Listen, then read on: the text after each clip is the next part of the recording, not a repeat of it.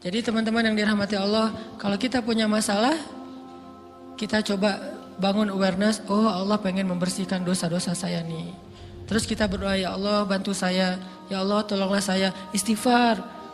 Saya kadang-kadang ngerasa nih, kalau ada dosa, ada kesalahan, ada kekeliruan yang saya lakukan misalnya gitu, kalau saya nggak kuat istighfarnya, bentar lagi akan diuji sama Allah.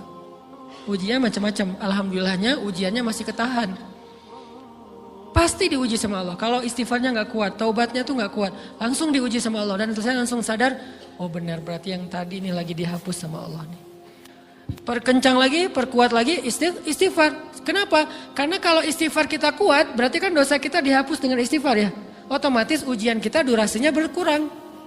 Makin kuat istighfar, makin berkurang. Kalau istighfarnya udah mantap, udah selesai, Allah cabut tuh ujian kita. Diganti dengan kebaikan.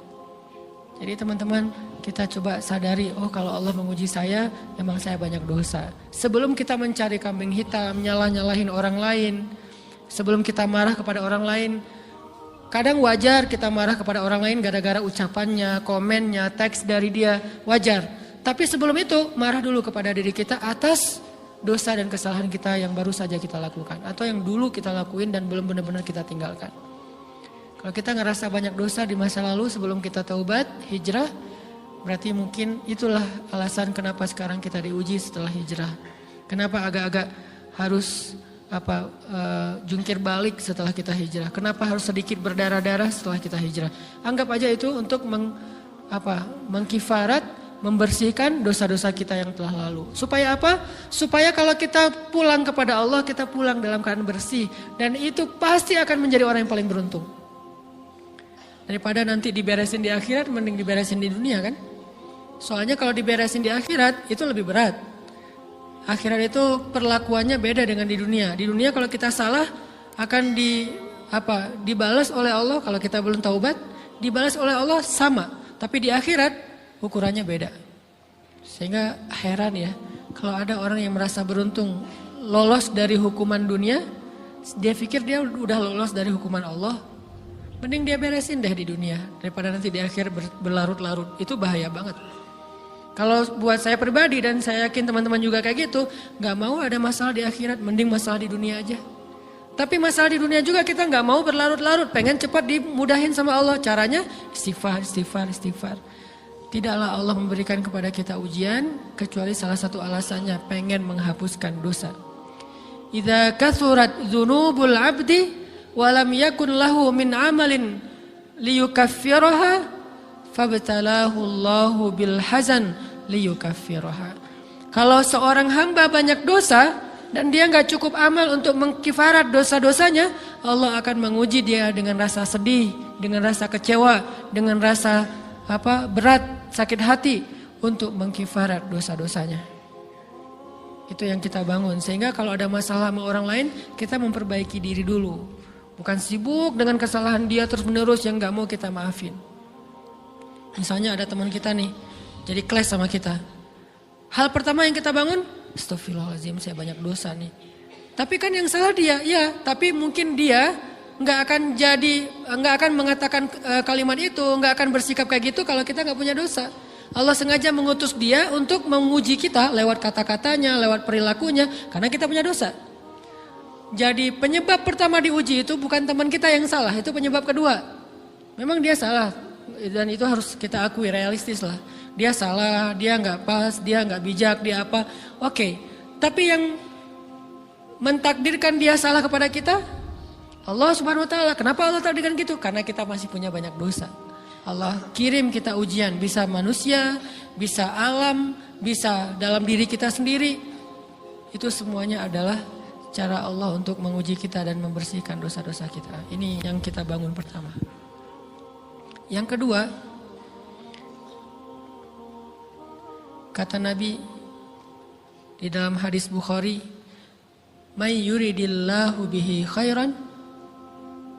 Yang terkenal kan yufaqihu fiddin, itu yang terkenal. Ternyata ada dua modelnya. Ada may yuridillahu bihi khairan yufaqihu fiddin. Siapa yang Allah pengen kasih dia kebaikan agama, kebaikan, Allah akan buat dia mengerti halal dan haram. itu berarti Allah sayang sama dia. Ini satu model hadis. Ada model yang kedua, mirip redaksinya. May yuridillahu bihi khairan yusib min. Hadis Bukhari. Siapa yang Allah pengen ngasih dia kebaikan, Allah uji. Hah? Kok gitu caranya? Ternyata kayak gitu rahasianya.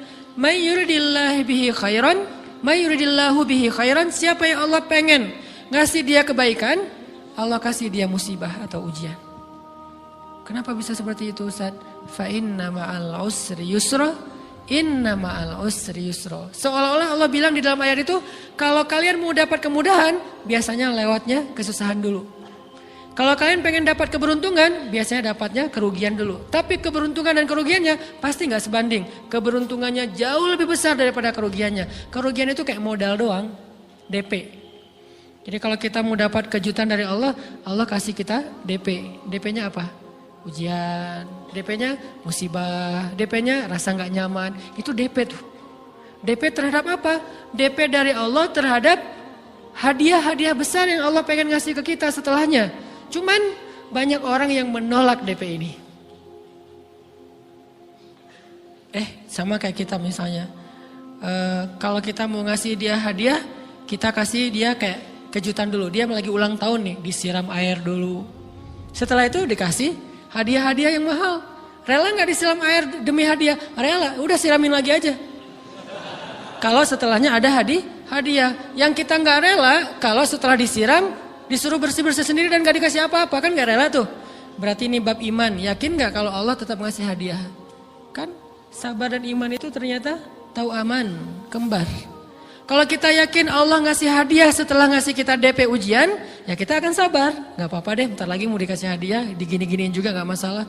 Dibully, diapain sama Allah, biarin aja. Ya Allah saya sabar, kan bentar lagi mau dikasih hadiah nih.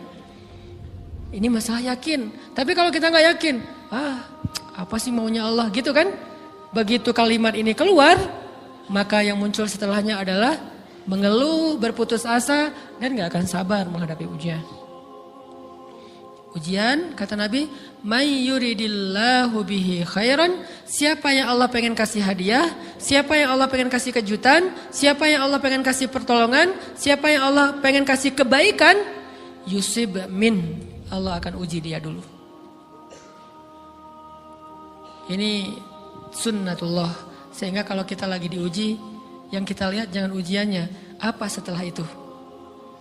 Gimana ngelihatnya Ustaz gak kelihatan? Dengan mata hati. Istafti qalbak, tanya kepada hatimu, kelihatan gak? Dengan mata hati. Gimana ngelihat dengan mata hati? Dengan iman, saya percaya Allah pasti ngasih kebaikan setelah ini. Orang Allah sendiri yang ngomong, gak ada satu huruf pun di Al-Quran yang salah. Apalagi satu ayat, apalagi dua ayat. Fa inna ma'al usri yusra. Ditegesin lagi, inna ma'al usri yusra. Tapi usr dulu, baru yusr. Dikasih kesusahan sedikit, dikasih kemudahan yang banyak. Dikasih kesusahan sedikit, dikasih kemudahan yang banyak. Ini yang kita coba bangun tajdidul iman. Bangun memperbaharui yakin. Sehingga ketika kita diuji, sedih, wajar. Mengaduh sedikit bukan mengeluh ya. Kalau mengeluh kan nyalahin Allah. Kalau ngaduh, yang namanya orang dicubit kan itu ngaduh. Tapi kalau apa sih maunya Allah? Nah itu ngeluh. Antara mengaduh dengan mengeluh berbeda. Mengaduh itu manusiawi. Sedih itu manusiawi. Air mata bahkan bukan hanya manusiawi, itu rahmat dari Allah. Orang yang gak bisa menangis itu yang bahaya. Kalau kita masih bisa menangis, berarti kita masih peka hatinya. Bukankah anak kecil paling sering menangis? Berarti hatinya peka. Siapa lagi selain anak kecil yang paling sering menangis? Cewek. Cowok itu emang gak punya perasaan, makanya jarang nangis. Cewek dikit-dikit nangis. Jangan bilang, cemen banget sih nangis, cengeng apa. Enggak, karena dia perasaannya lebih peka dari kita. Itulah kenapa Allah menitipkan bayi kepada perempuan. Kalau dititipin ke laki-laki hancur. Di balik kepekaan perempuan, di balik sensitifnya perempuan, di balik perasaannya yang luar biasa, di situ Allah Subhanahu wa taala menitipkan amanah, dia yang paling baik dalam merawat bayinya. Perempuan secara umum mungkin lebih banyak bicara daripada laki-laki ya. Walaupun ada orang yang perempuan pendiam banget, ada yang nggak ngomong sama sekali, misalnya diem-diem aja, ada. Tapi secara umum perempuan lebih banyak berucap daripada laki-laki. Emangnya ini kekurangan? Bukan. Ini kelebihan. kalau dia berikan itu dalam hal yang tepat. Apa yang tepat? Mendidik anak. Justru karena perempuan banyak ngomong, lebih baik dalam mendidik anak daripada laki-laki. Laki-laki itu kurang mendidik, kurang mengedukasi kepada anak dengan usia tertentu karena dia jarang memahamkan. Salah hanya marah, salah hanya ditegur. Kalau ibunya jelasin, nah gini sebelum tidur ibunya yang ceritain banyak cerita. Saya sendiri ngalamin sering mana seorang ayah sama ibu interaksi sama anak dalam bentuk verbal. Sering ibu. Jadi menangis itu rahmat dari Allah. Gak apa-apa, nangis saja. Dan itu tidak disebut mengeluh. Kamu kok nangis? Kan orang Islam harus sabar. Emangnya nangis dengan sabar itu bertolak belakang? Sabar tetap sabar. Ya nangis jalan aja terus nangis. Nangis apa pakai nangisnya nggak cuma nangis doang, emotikonnya juga nangis, berderai-derai gitu. Sampai air matanya menggenang gitu kan ya. Boleh lah. Ditambah lagi dengan visual menangisnya posting bahwa dia lagi tertusuk duri dengan postingan kaktus atau apalah. Dia pengen share ke semua orang bahwa saya sedang sedih. Sehingga nanti ketika ada orang yang menghibur dia dengan sedikit kata-kata yang sabar ya segala macam, wah makin berderai-derai. Itu belum jadi.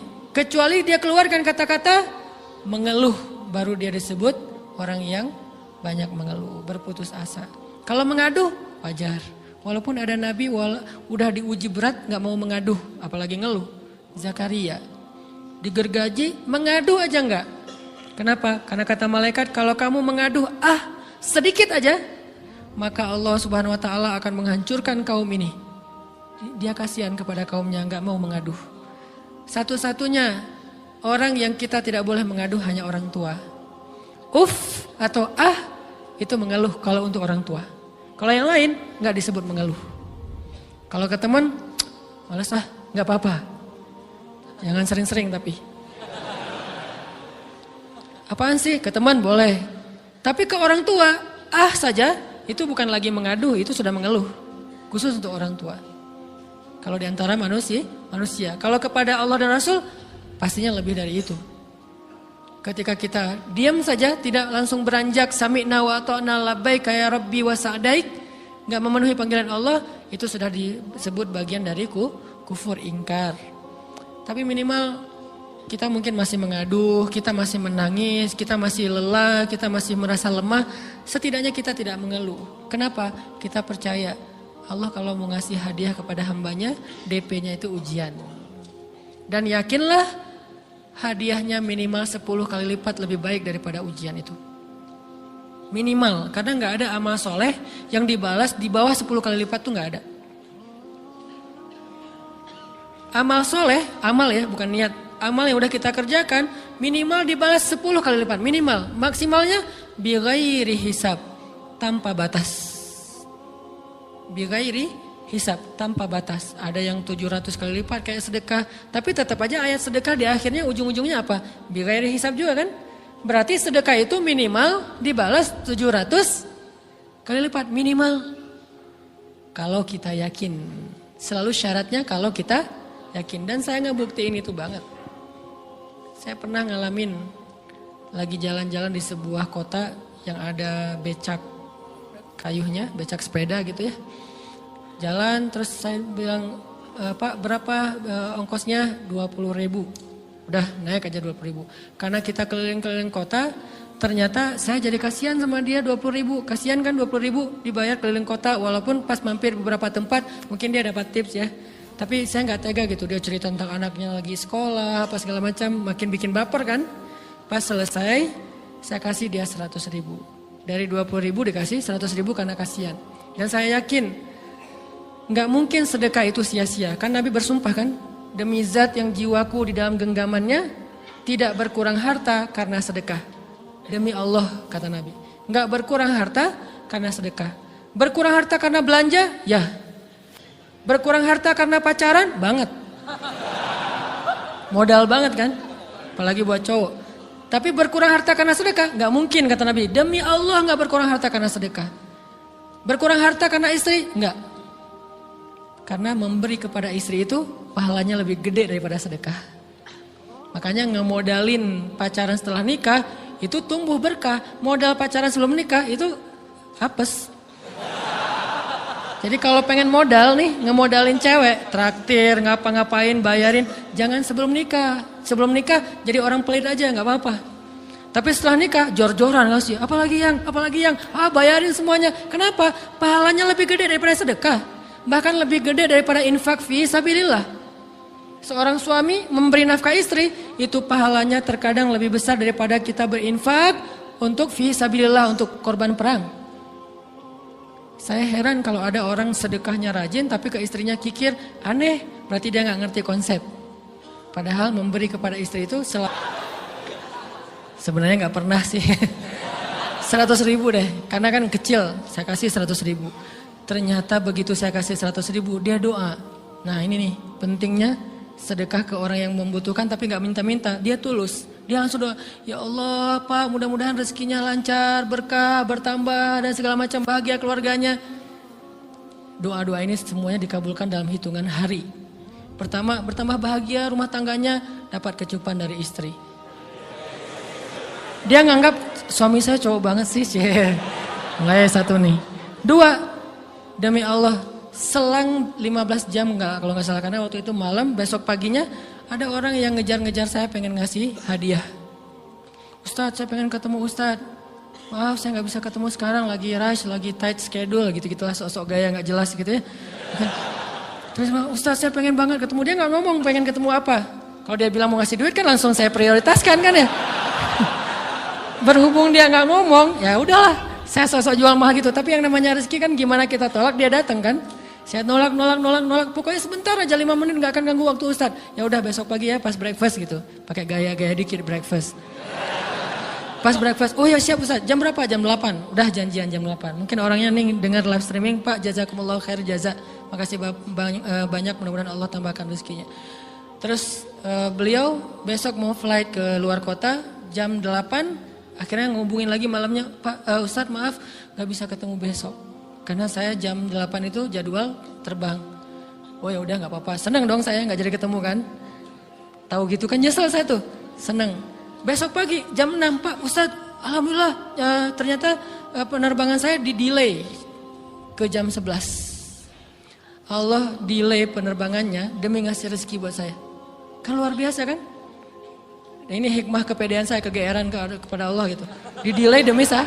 Kan kadang-kadang GR ya depan Allah ya. Robbi akraman kan gitu ayatnya. Allah memuliakan saya dengan istighfar tetap. Akhirnya saya bisa ketemu Ustaz. Saya nggak baca WA-nya. Terlambat baca, baru baca jam 8. Dia udah mulai agak putus asa. Kayaknya udah gak mungkin ketemu nih. Jam 8 pas saya baca, ternyata orangnya nggak di delay. Ya udah saya balas, ya udah sekarang saya tunggu ya jam 9. Maaf cuma sebentar. Nggak apa-apa Ustaz 5 menit. Datang dia. Datang ngasih apa coba? Ngasih duit 200 juta. Demi Allah. Cuman berselang beberapa jam, saya tolak-tolak. Tahu gitu Pak, datang malam ini aja.